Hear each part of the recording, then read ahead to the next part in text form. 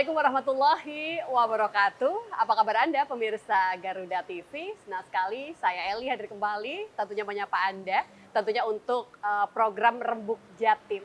Dan di hari ini spesial kita akan berbincang tentang bagaimana PAD Jatim dan bagaimana juga menggali potensi yang baru untuk Jawa Timur. Dan tamu kita sangat luar biasa untuk podcast kita di hari ini. Beliau yang merupakan Ketua Komisi C DPRD Provinsi Jawa Timur, ada Bapak Adam Rusdi yang sudah bersama dengan kita. Assalamualaikum, apa kabar Pak Adam? Assalamualaikum Mbak Eli. Sehat untuk hari ini? Alhamdulillah sehat Mbak. Wah, suasananya cerah, kita ngobrol tentang yang baik-baik, artinya kita akan ngobrol tentang PAD Jawa Timur, begitu kan? Mungkin Pak Adam bisa membuka dulu obrolan kita di hari ini. Seperti apa kondisi PAD di Jawa Timur, Pak Adam? Terima kasih Mbak Eli. Lama nggak ketemu Mbak Eli ya? Banget. Kita kayaknya kalau ngobrol, kalau nggak ngomong investasi, PAD gitu Iya, ya, nggak jauh-jauh dari nggak jauh-jauh domainnya dari- Komisi C. Betul. Baik. Gimana Pak? Terima kasih Mbak Eli terkait Oke. dengan PAD Jawa Timur Jatim. di tahun 2026 nanti. Siap. Itu kita ada mengalami penurunan sekitar 2,1 triliun Siap.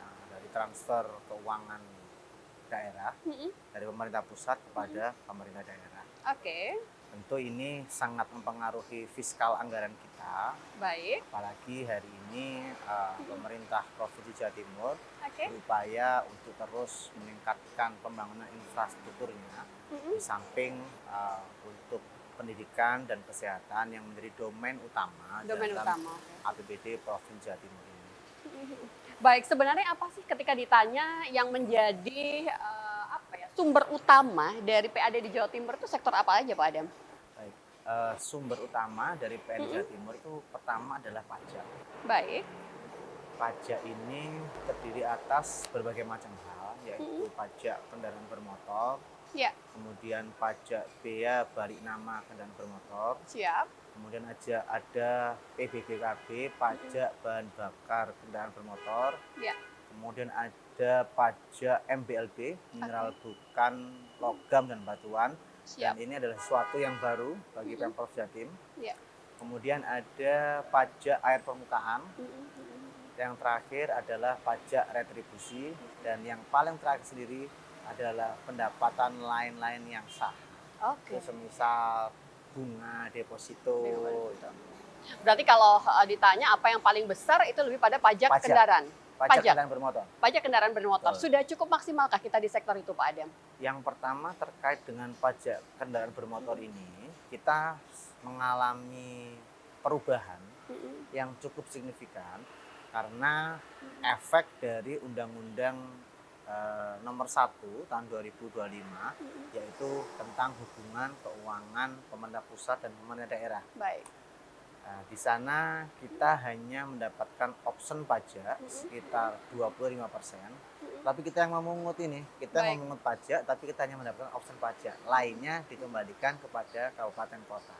Oke. Kalau sebelum itu kan kita mendapatkan sekitar 60%, 40% untuk kabupaten kota. Dalam pemungutan ini tentu ada beberapa kendala-kendala yang dialami oleh rekan-rekan Bapenda.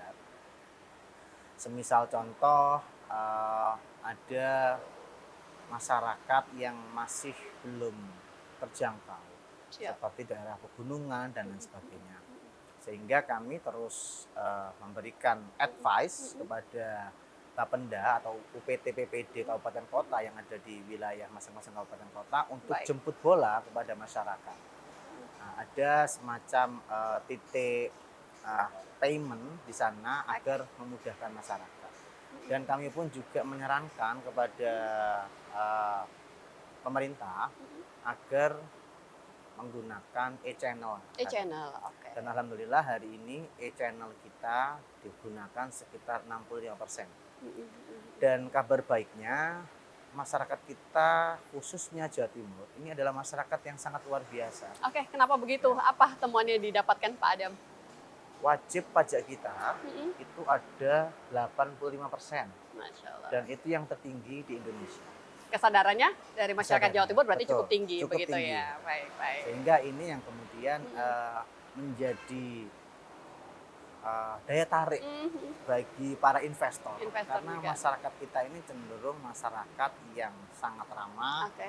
dan taat, kira-kira begitu. Sadar dan taat pajak, Iya. begitu ya. Baik, baik. Pak Adam, sebenarnya Komisi C menyikapi perubahan aturan itu seperti apa? Bapak tadi menyebutkan memang ada beberapa perubahan begitu kan dalam aturan pajak tadi. Bagaimana Komisi C menyikapi itu, Pak?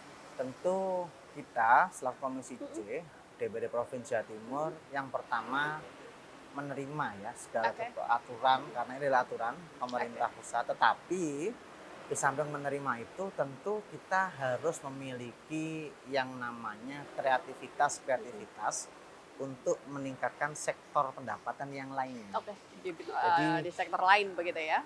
jangan kita terlalu berharap kepada transfer pemerintah pusat kepada pemerintah daerah.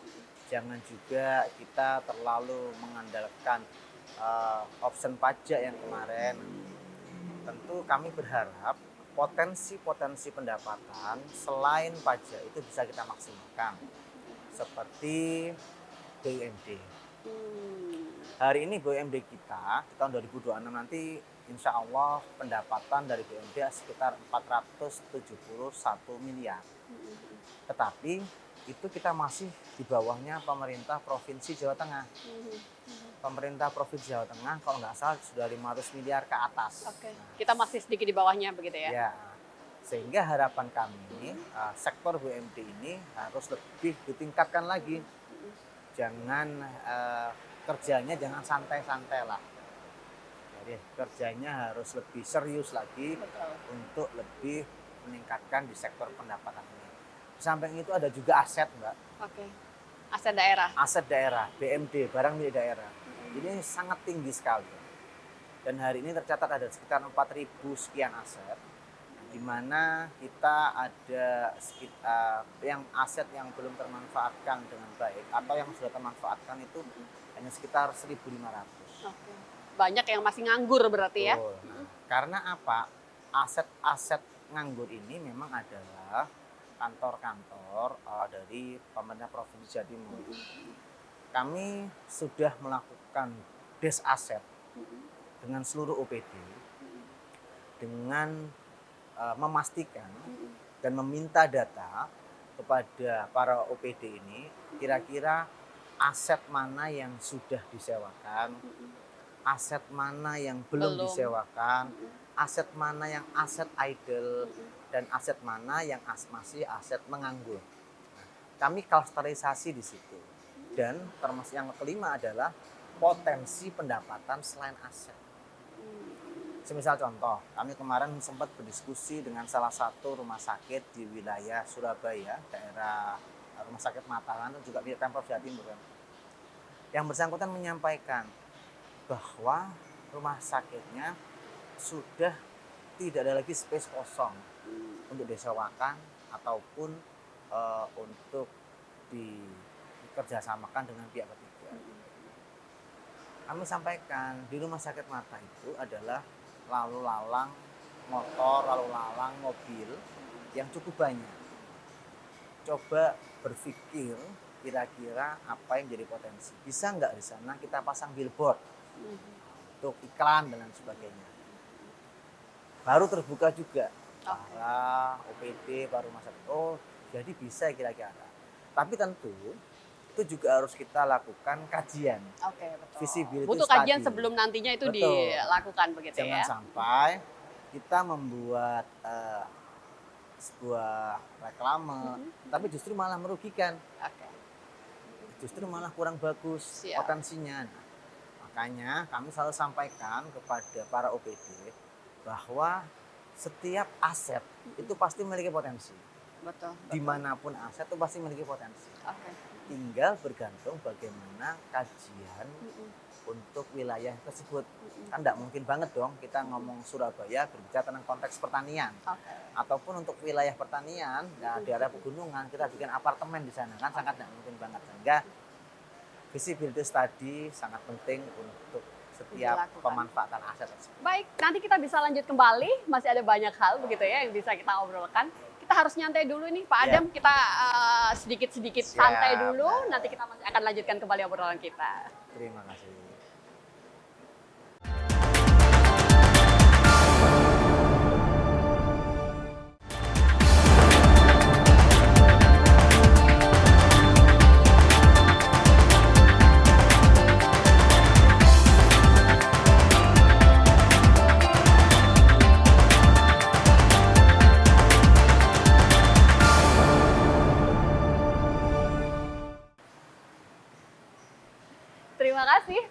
Garuda TV, Anda yang masih bersama dengan kami. Tentunya di satu segmen perbincangan kita tadi, saya sudah mendapatkan 2 poin penting dari apa yang disampaikan oleh narasumber kita yang sangat luar biasa. Pak Ketua, sebenarnya kalau ngobrol soal BUMD dulu sebelum nanti kita ke tadi aset begitu ya.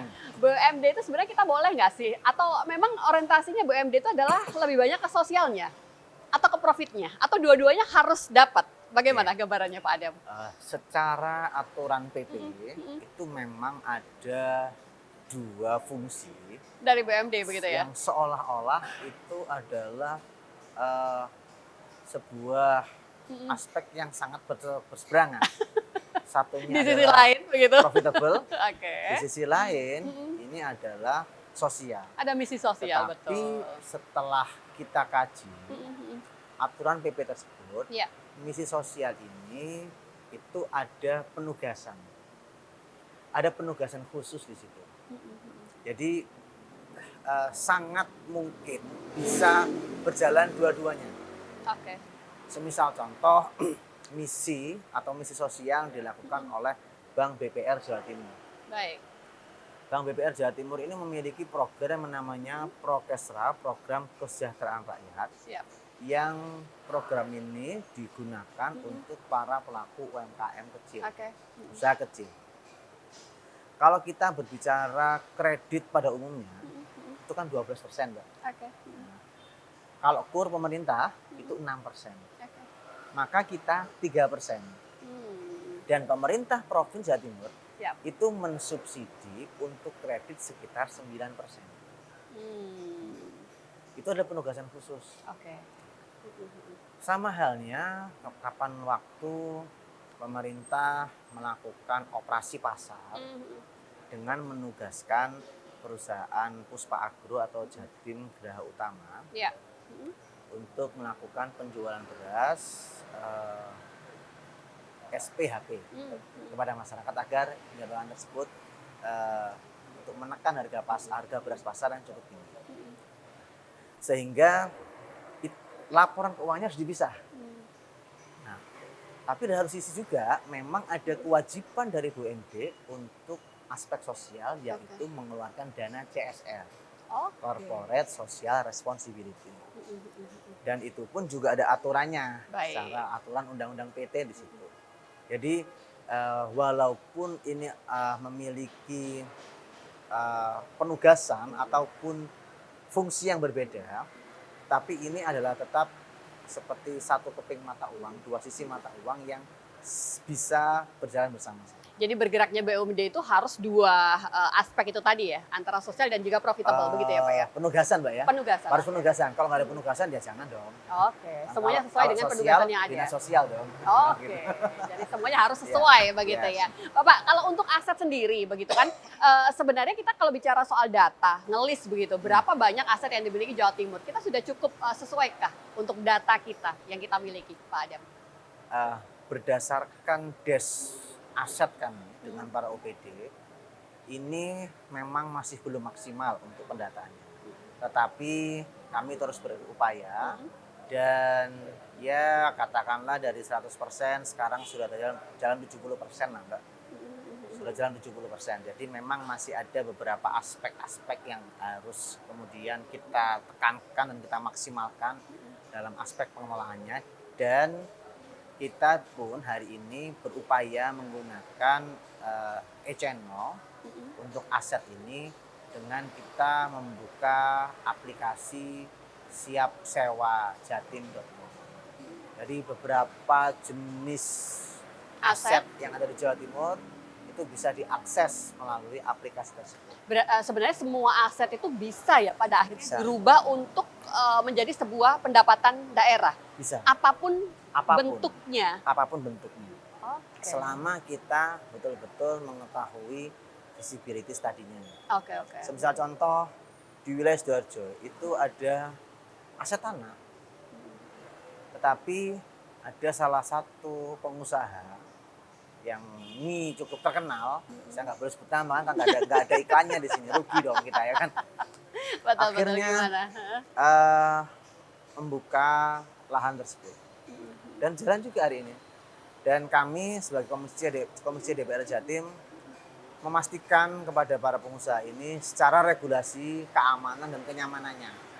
Kami dari Komisi C selalu menekankan kepada para OPD, para investor ini selama sudah sesuai kajian dan lain sebagainya, tolong semua izin ini dipermudah.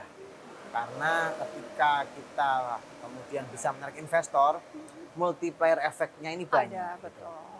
Jadi bukannya pendapatan saja, aset, tapi multiplier efek dari tadi. Investasi tersebut pasti akan memberikan dampak positif di wilayah sekitar.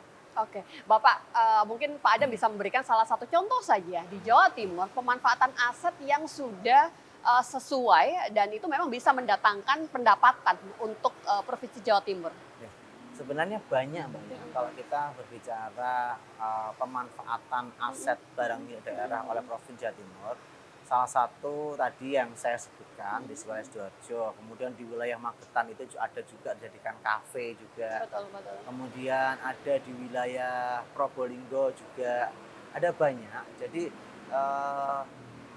karena aset ini adalah aset milik Pemprov dan sudah dilakukan kajian dan boleh disewa 5 sampai dengan 10 tahun, sehingga itu kan sangat menguntungkan dari pengusaha. Kalau hanya sewa setahun 2 tahun tentu rugi dong.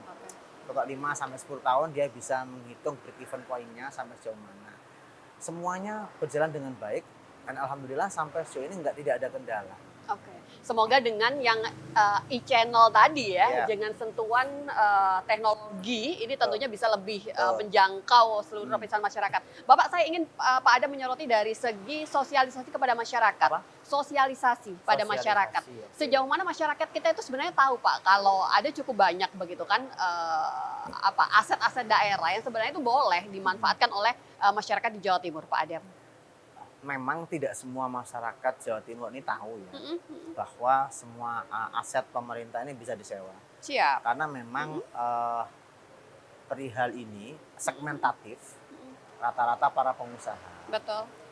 Tapi pemerintah terus melakukan upaya-upaya sosialisasi seperti yang pernah kami lakukan juga.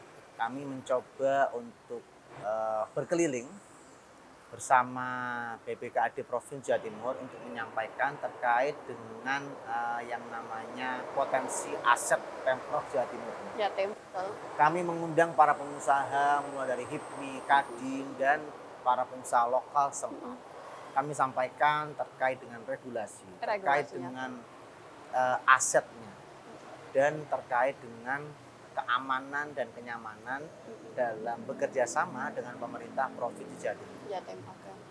Dan alhamdulillah dari beberapa titik yang kami lakukan, ada 4 pengusaha yang mencoba untuk melakukan kerjasama dengan pemerintah Provinsi Jawa Timur.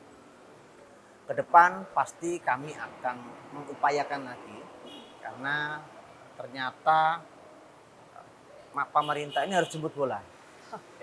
Pemerintah harus jemput bola. Di awal harus begitu dulu mungkin ya. Kita walaupun di awal sampai kapanpun kita sebagai pemerintah harus jemput bola karena kita adalah pelayan.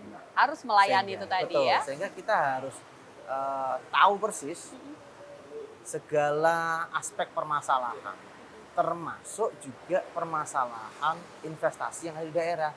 Sekaligus Kira-kira mendengarkan apa? pada Betul. akhirnya. Nah, jadi di Betul, samping itu sepakat. kami juga jaring aspirasi lah. Kira-kira apa sih kendala, kapan waktu disampaikan tentang perubahan aturan yang membuat mereka harus merubah lagi. Nah, Siap. itu yang kemudian kami lakukan pendampingan kepada para pengusaha ini karena secara prinsip para pengusaha ini siap membayar pajak selama ada keamanan dan kenyamanan dan regulasi yang pasti untuk para pelaku usaha ini. Oke, Pak Ketua, sebenarnya kalau bicara soal digitalisasi dalam semua ini tentunya menjadi sebuah terobosan baru. Tapi ternyata kita harus break lagi, nanti kita bisa lanjut sebentar dan pastikan Anda tetap bersama dengan kami.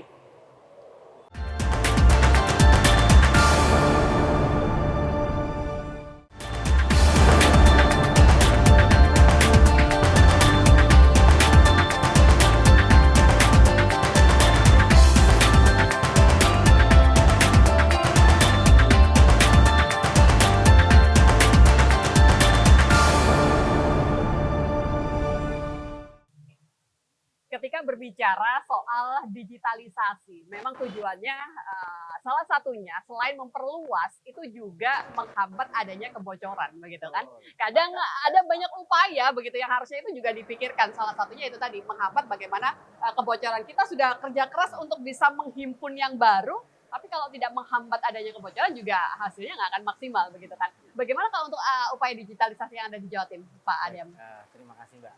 Terkait dengan digitalisasi, memang masih ada beberapa retribusi itu yang kemudian masih menggunakan pola-pola konvensional.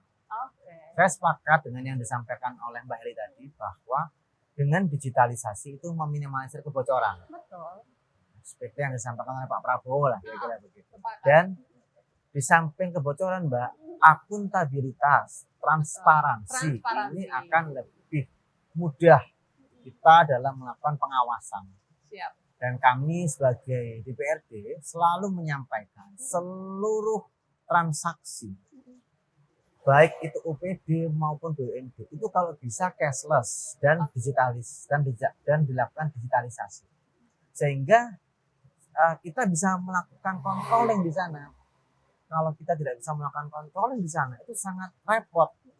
Nah, salah satu hari ini yang agak susah untuk melakukan digitalisasi ini selalu kita tekankan karena potensinya sebenarnya besar, tapi karena tadi bukan digitalisasi dan terlalu ribetnya perizinan, yaitu pajak MBLB, Mbak. Pajak mineral bukan logam dan batuan, ini yang tambang galian. Kami kemarin sempat turun ke beberapa wilayah seprovinsi Jawa Timur. Kami tanya, bagaimana mekanisme pembayarannya? Ya, mereka hanya didata berdasarkan wajib pajak saja. Hanya didata berdasarkan perusahaan saja. Kemudian kami cek, pasti enggak di wilayah Bapak Ibu sekalian itu ada yang ilegal. Setelah kami dedes, enggak ada Pak, jangan bohong. Masyarakat juga harus berani bersuara. Ini bukan masyarakat, pemerintahnya. Oke, baik. Akhirnya saya tanting dong ke teman-teman pengusaha. Oh ada Pak, saya sampaikan. Ada Pak, bahwa ada yang ilegal juga. Nah, ada beberapa case yang sebenarnya baik, tetapi bisa menjadi tidak baik. Seperti apa itu maksudnya Pak? Yang ilegal pun tetap ditarik pajak. Nah, sehingga para penambang legal ini juga masuk keberatan. Lebih baik saya ilegal dong, sama-sama bayar pajaknya. Karena saya ngurus perizinan ini ribetnya naudzubillah.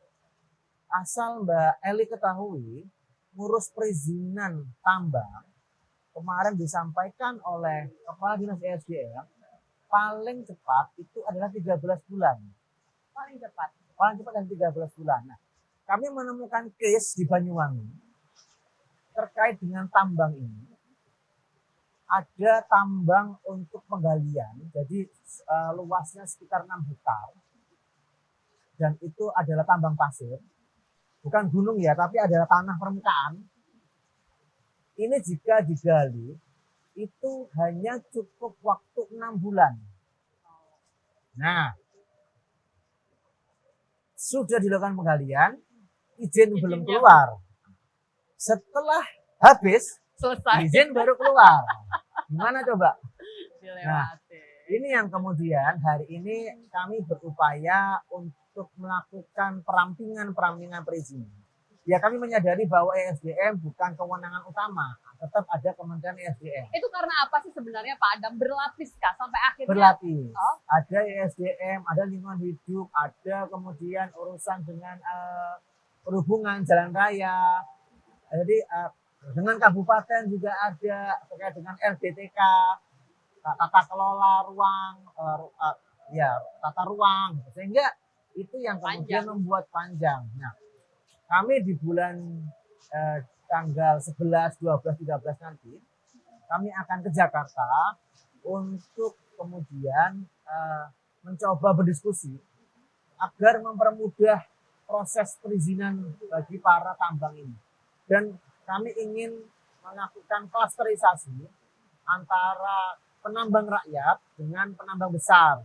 Harus di sana kita tentukan wilayahnya itu berapa hektar sehingga yang masuk penambang rakyat.